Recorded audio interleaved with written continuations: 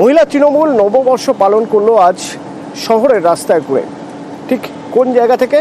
না, গিরিশ পার্ক থেকে জোড়াসাঁকো পর্যন্ত এক শোভাযাত্রা নিয়ে ছিলেন চন্দ্রিমা, অর্পিতা, প্রিয়দর্শিনীরা।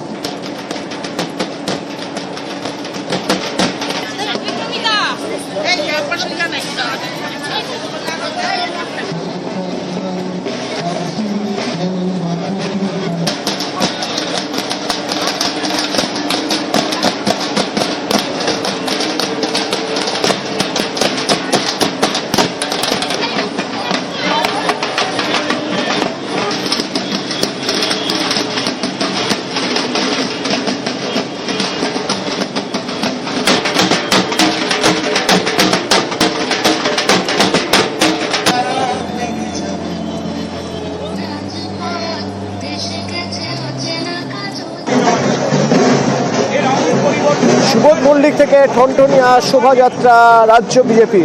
নববর্ষের এই শোভাযাত্রায় ছিলেন দিলীপ, শ্রমিক, জগন্নাথরা।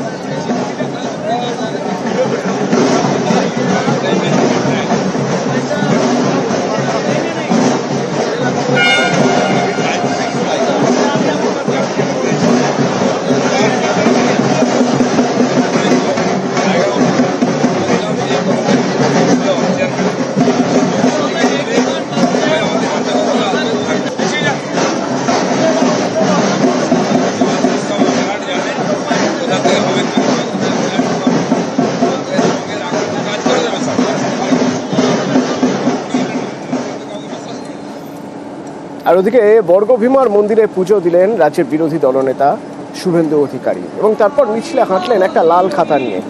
জানতে চাওয়া হলে তিনি বললেন, আসলে এটা হাল খাতার দিন বটে, কিন্তু এটা হাল ফেরানোর খাতা। নিজের হাল ফেরানোর কথা বলবো, শুধু তাই নয়, বিহার রাজ্যের হাল ফেরানোর কথা বলবো। সবাইকে বলবো হাল খাতা করুন, কিন্তু এই রাজ্যের হাল ফেরানোর খাতাতেও আপনারা মায়ের কাছে, দেবীর কাছে, ভগবানের কাছে প্রার্থনা করুন। সবাই হাল খাতা নিয়ে যাচ্ছেন, আমি হাল ফেরানোর খাতাতে সিঁদুর লাগিয়ে নিয়ে এলাম। জয়প্রকাশ মজুমদার তৃণমূল নেতা আমার সঙ্গে এই মুহূর্তে ফোনে রয়েছেন। জয়প্রকাশ দা, আজকে এমন একটা দিন যে দিন সবাই সবাইকে শুভেচ্ছা জানাচ্ছেন। এই দিনে আপনারাও, আপনাদের দলের তরফেও, বিজেপির তরফেও মিছিল বেরিয়েছে, শোভাযাত্রা বেরিয়েছে। সেদিন হাল খাতার জায়গায় হাল ফেরানোর খাতার কথা বলছেন মিছিলে হাঁটতে হাঁটতে শুভেন্দু অধিকারী। কি বলবেন? শুভেন্দু অধিকারী এই কথার চমকে এই পশ্চিমবঙ্গের অবস্থাকে যে তারা খারাপ করার জন্য চক্রান্ত করছেন, বেশ কিছুদিন ধরেই চক্রান্ত করছেন পশ্চিমবঙ্গকে অশান্ত করার জন্য, সেটা তো এখানকার মানুষ বুঝে গেছে। এটা মোতাবাড়িতে চেষ্টা করে করতে পারেননি, তারপরেই দৌড়েছেন মুর্শিদাবাদে, হাজার হাজার কোটি কোটি টাকা খরচ করেছেন, বিএসএফ কে কাজে লাগিয়েছেন এবং গুন্ডা বদমাইশদের হাতে টাকা পয়সা গুঁজে দিয়ে আগে থেকে অনেক চক্রান্ত করে, পরিকল্পনা করে বাংলাকে অশান্ত করার চেষ্টা করেছেন। ওয়াক অফ বিল করেছে কেন্দ্রীয় সরকার, আবার এখানে এরাই আবার ওয়াক অফ বিল নিয়ে প্রতিবাদে যাচ্ছেন শুভেন্দু অধিকারীরা।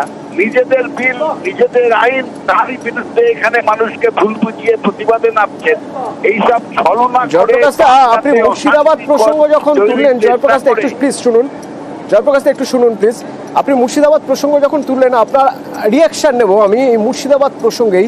দিলীপ ঘোষের বক্তব্য শুনিয়ে, দিলীপ ঘোষ যেখানে বলছেন নববর্ষে ঘর ছাড়া থাকতে হবে, ভাবা যায় না। একটু দিলীপ ঘোষের বক্তব্য শুনে আপনার রিয়াকশন নেব প্লিজ।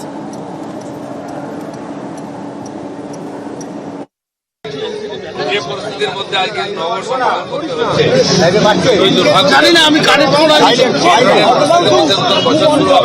বাড়ি ছাড়া হবে নববর্ষে, এটা আমরা কোনোদিন ভাবিনি। এই ভয়ঙ্কর পরিস্থিতি, আর তার মাঝখানে আমরা নববর্ষ পালন করতে এসেছি। কোথায় রবীন্দ্রসঙ্গীত শুনবো, কোথায় নজরুল গীতি শুনবো, চারদিকে বোম বন্দুকের আওয়াজ শুনতে হচ্ছে, ঘর ছাড়াতে হাহাকার শুনতে হচ্ছে। এর চেয়ে দুর্ভাগ্যের, দুঃখের দিন পশ্চিমবঙ্গে আর কি হতে পারে? জয়প্রকাশ, আপনি শুনলেন দিলীপ ঘোষ বলছেন যে ভাবা যায় না নববর্ষের দিন কাউকে ঘর ছাড়া হয়ে থাকতে হয়।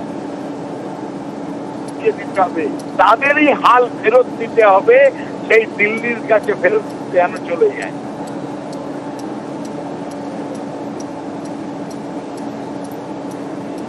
জয়প্রকাশ দা, আমার কথা শুনতে পাচ্ছেন?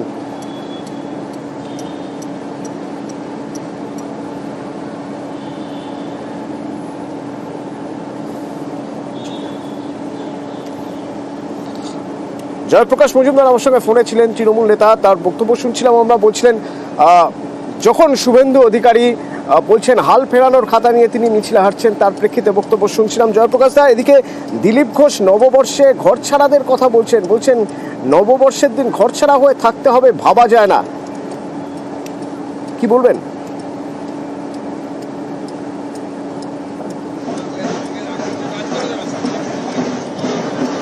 দিলীপ ঘোষের বক্তব্য আরেকবার শুনবো, পরবর্তীতে জয়প্রকাশ মজুমদার কি বলছেন জানাবো আপনাদের।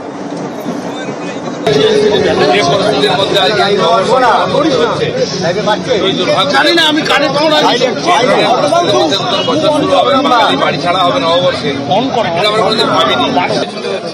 এই ভয়ঙ্কর পরিস্থিতি, আর তার মাঝখানে আমরা নববর্ষ পালন করতে এসেছি।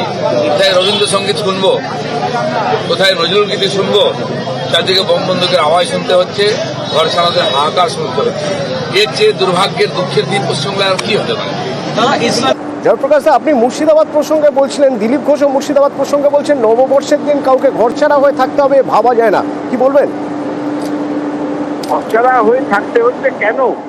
দিলীপ ঘোষরা চক্রান্ত না করলে তো থাকতে হতো না।